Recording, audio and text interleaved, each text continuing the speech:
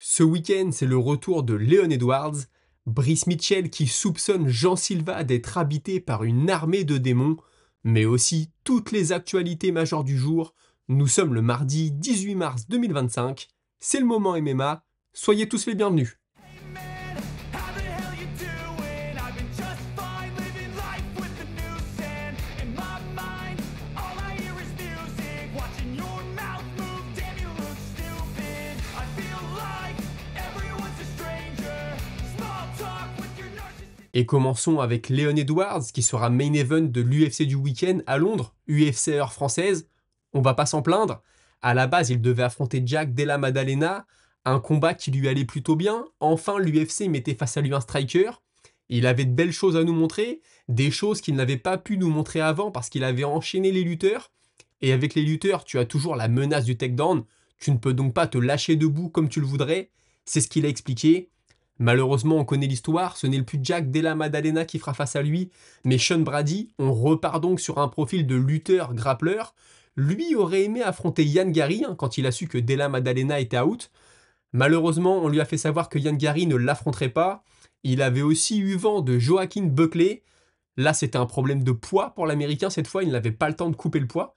Pourtant, ça fait quelques semaines qu'on le sait déjà. Peut-être aussi qu'il n'a pas voulu se mettre en difficulté. Buckley, il sait qu'il approche du titre, alors ne pas faire d'erreur, c'est quelque chose que je peux aussi comprendre. La dernière fois qu'on a vu Leon Edwards, il perdait sa ceinture face à Bilal Mohamed. Une défaite qu'il a du mal à avaler, premièrement, parce qu'il est convaincu qu'il peut battre Bilal Mohamed à n'importe quel moment, mais que ce n'est pas passé ce soir-là. Il a répété ce qu'il avait déjà dit aussi, le combat en pleine nuit a augmenté son temps de réaction. Il n'était donc pas à 100% dans l'octogone. Il y avait aussi une blessure au dos, alors tout ça, ça peut sonner comme des excuses.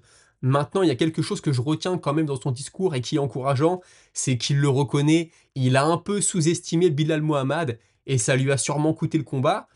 Il le dit aussi, c'était une de mes pires soirées et j'ai quand même gagné 2 rounds sur 3, donc il y a du positif à en tirer. C'est vrai, Leon Edwards, on le voit beaucoup comme un striker, il a quand même passé quasiment un round entier au sol dans le dos de Bilal Mohamed. Ça n'est pas rien.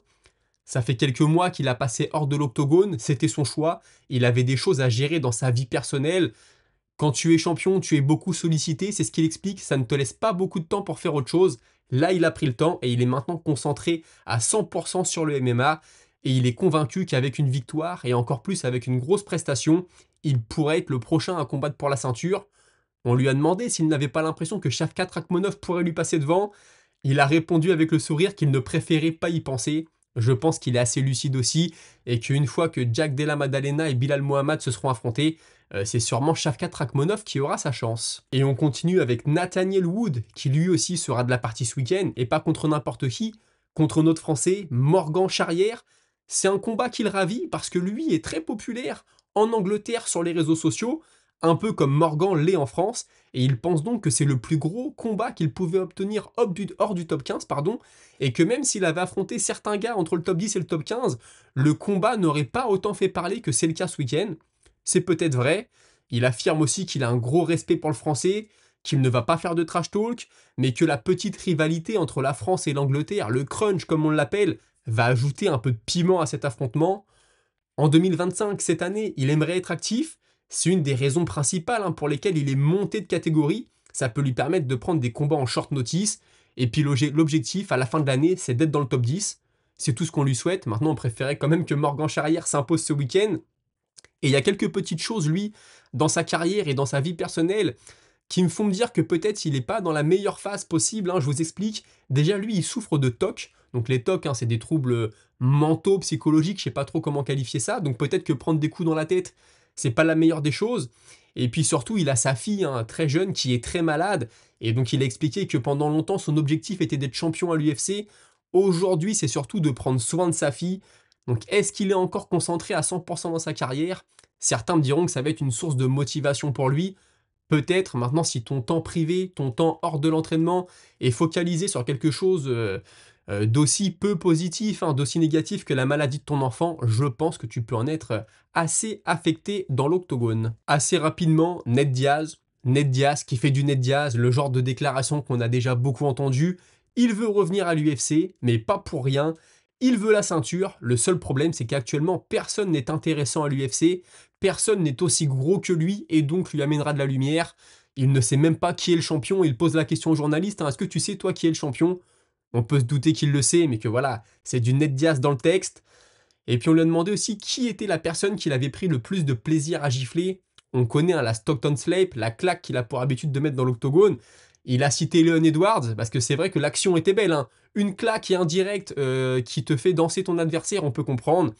Et puis bien sûr, il a cité Conor McGregor, ça c'est pour le côté rivalité, je pense. Et puis ce qu'il expliquait hein, concernant cette claque, c'est que souvent il ne veut pas la mettre, il part sur un crochet et il sent qu'il est un peu court, alors il ouvre la main et puis c'est les doigts qui viennent frapper. La Stockton Slape, hein, elle est plutôt connue et c'est quelque chose, c'est vrai, en tout cas moi, que j'aime voir dans l'octogone maintenant, Ned Diaz de retour. Je n'y crois pas vraiment, pour être tout à fait honnête avec vous, pas de retour à l'UFC en tout cas. Même si je peux me tromper. Brice Mitchell maintenant, lui, il va faire face à Jean Silva à l'UFC 314, on le sait. Il a fait une story sur Instagram en expliquant que depuis la conférence de presse de l'UFC 314, qui a eu lieu il y a une dizaine de jours maintenant, il n'arrive plus du tout à dormir. Dès qu'il ferme les yeux, il est attaqué par des démons qui ensuite se changent en femmes pour venir le tenter et essayer de le faire tromper sa propre femme.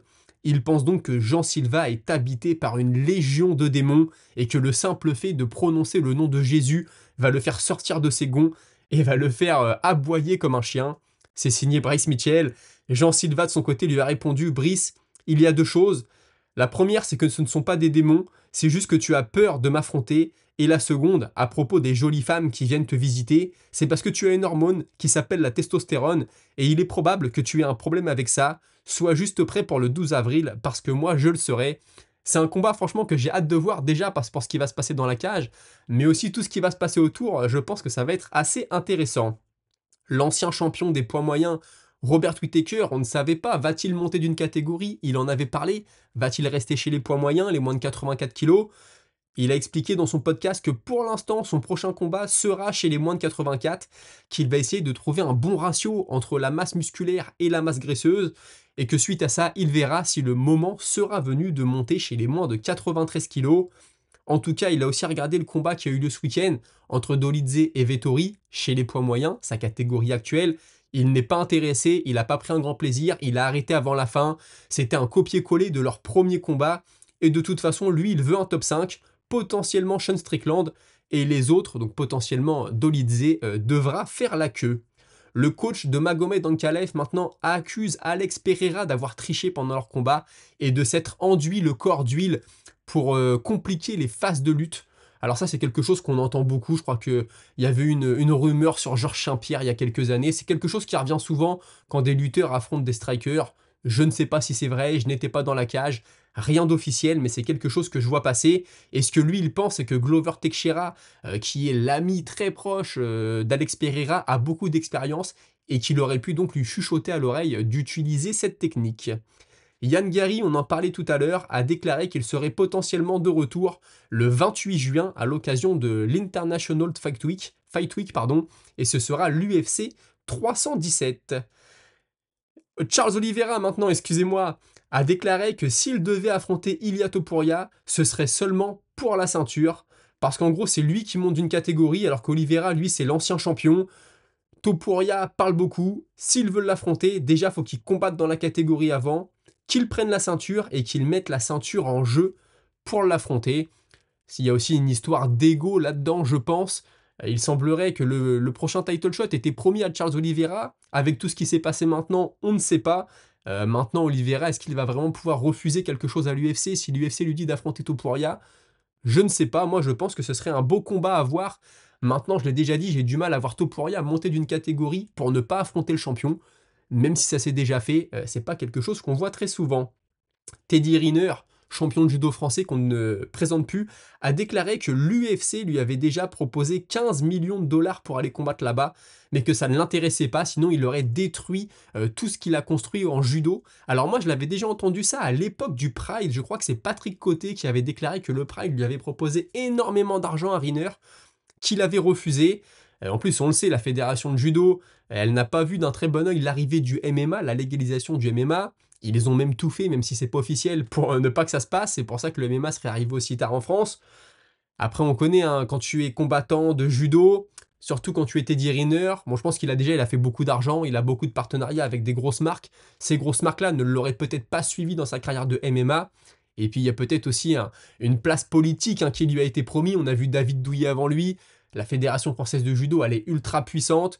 Voilà, on lui a peut-être dit, écoute, reste là, sois l'image du judo, puis t'inquiète pas, à la retraite, tu nous remercieras. Je pense que c'est quelque chose qui est possible aussi. Moi, personnellement, j'aurais beaucoup aimé voir un poids lourd comme Teddy Riner, champion de judo, arriver à l'UFC.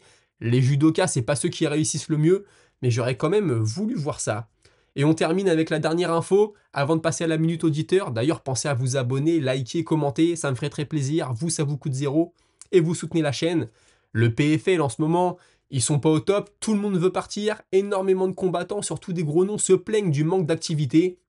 Sachez que Paul Hughes, l'Irlandais qui a combattu pour la ceinture il y a très peu, lui est très content, il explique que le PFL lui a donné une plateforme, que ça a changé sa vie et sa carrière en 9 mois, que tout le monde est vraiment génial avec lui là-bas, que ce sont des underdogs le PFL c'est vrai, mais qu'ils vont se battre et qu'ils vont faire changer les choses, que ça va être la fin des combattants sous-payés, sous-entendu de ce qui se passe à l'UFC, et que voilà, lui tout va bien au PFL, qu'il soutient le PFL, et que les choses changeront seulement si le PFL continue à exister.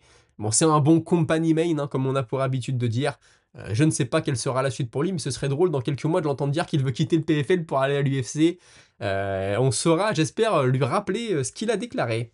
Écoutez, tout de suite, on passe à votre moment avec la minute auditeur. Et je commence avec Slash qui me dit pour Ankalaev, ce n'est pas lui qui parle sur les réseaux, ça ne lui ressemble pas. Et Big Hank, c'est d'un ridicule. Non, ce n'est pas lui, ça sent le Ali Abdelaziz. Oui, hein, je te confirme, c'est Ali Abdelaziz qui tweet pour lui. Maintenant, comme le disent tous les combattants et les journalistes sportifs, hein, quand tu donnes l'accès à tes réseaux à quelqu'un, tu valides tout ce qu'il dit, donc c'est comme si c'était toi qui parlais. Maintenant, en réalité, hein, c'est vrai, derrière le téléphone, ça n'est pas lui, mais son manager ou agent Ali Abdelaziz. Skill, en voyant les choses objectivement, je pense que Conor McGregor sait que s'il revient en prenant un petit gars dans l'octogone, personne ne le prendra au sérieux, ça serait un retour risible et catastrophique. En même temps, s'il choisit un grand nom très sérieux et qu'il perd à nouveau, il risque de finir dans les catacombes de l'histoire du MMA, au présent, à jamais avec une suite chaotique, plus visible que son œuvre passée. Mais ouais, le problème, c'est que moi, je ne vois pas prendre Jeremy Stephens, qui n'a pas un nom assez ronflant. Maintenant, je connais Conor, je connais Dana White. Si ce combat venait à avoir lieu, il réussirait à te le vendre et tout faire pour te donner envie de le voir et d'acheter le pay-per-view. Mais Conor, je vois pas. Moi, je le vois que revenir contre un gros nom. Maintenant, dans le top 5 de la catégorie, je vois pas qui il peut prendre, hein, très sincèrement. Donc, sa situation, en effet, est assez particulière. Et on termine avec Akai Suna, Clément Marcoux a enfin lâché le morceau, pardon. Et apparemment, Dolidze prend très cher contre Topuria en sparring, juste pour donner l'info et pour le référencement. Merci, ça me fait très plaisir de faire monter la chaîne avec le référencement, les likes et les commentaires. Et écoute, je sais pas, Dolidze c'est un moins de 84, Topuria il est champion des moins de 65, là il monte en moins de 70, je veux bien que ce soit un gros pour sa catégorie. Maintenant ça me semble énorme, surtout que Dolidze lui s'entraîne à Las Vegas, Topuria en Espagne, maintenant je dis pas que c'est impossible, les deux ont déjà dû tourner ensemble. Techniquement, oui je pense que Topuria est peut-être meilleur, en tout cas debout que Dolidze, peut-être au sol aussi d'ailleurs. Est-ce qu'ils tournent très souvent ensemble? J'en suis pas convaincu, maintenant si l'info est sortie c'est qu'il y a dû avoir quelques petites choses, il n'y a pas de fumée sans feu comme on dit. Merci à tous d'avoir suivi, on se retrouve très prochainement pour une nouvelle vidéo, je l'espère demain à 17 h. D'ici là, portez-vous bien et passez tous une très bonne soirée, salut.